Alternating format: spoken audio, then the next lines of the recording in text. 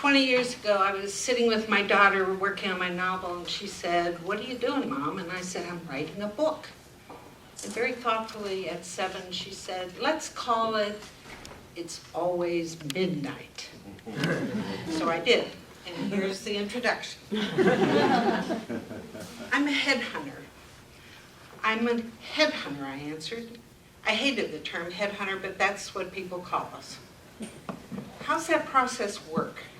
The smile of my seatmate suggested we had plenty of time during our flight, so that I should use it to educate and entertain him.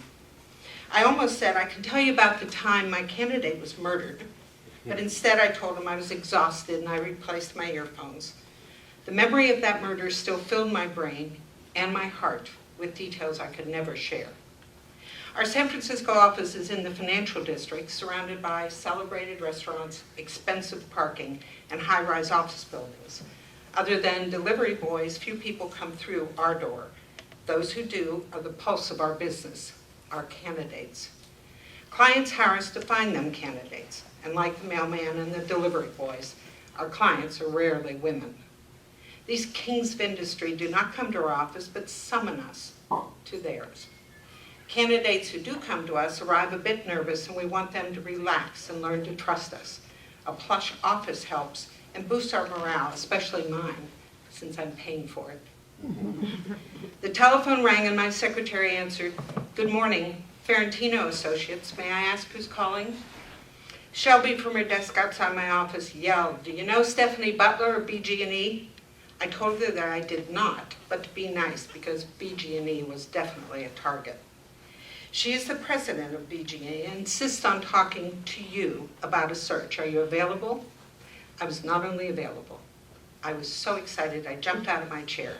BG&E was the fastest growing biogenetic firm in the world.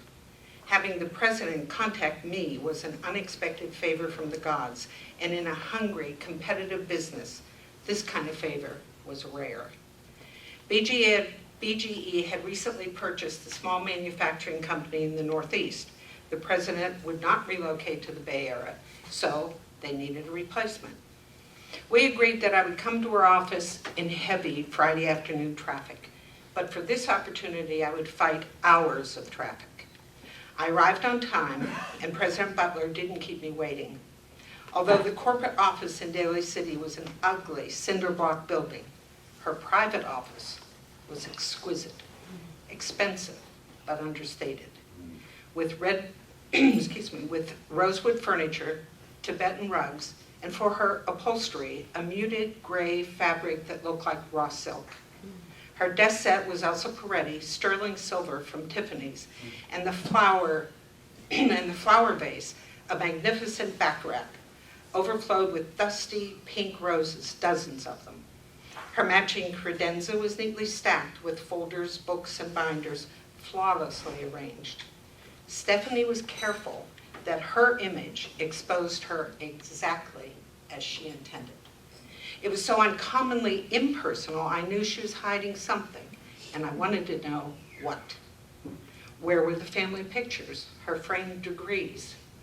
She was a professional businesswoman who was not likely handed her lofty position, but had earned it. Naturally blonde, with a slender runner's body, she was reasonably attractive and surprisingly sexy in this environment. I guess that she was not thin because she was an athlete, but simply because she was smart enough to know that thin businesswomen go further.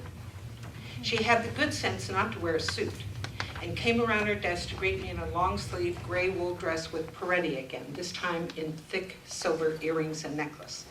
Shopping at Tiffany's was safe.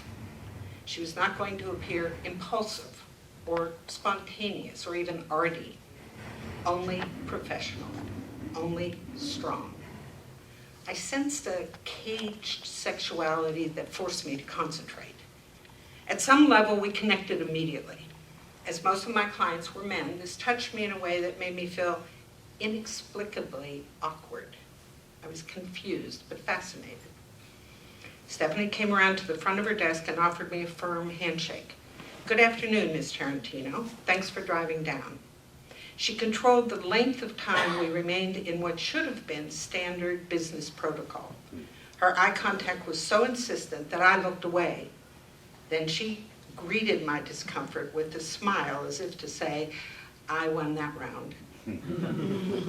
She released my hand and sat down. As the slit on the side of her dress fell open and exposed her thigh, my favorite part of a woman's body, I thought, let the games begin. I controlled myself and just murmured, please, call me Tess.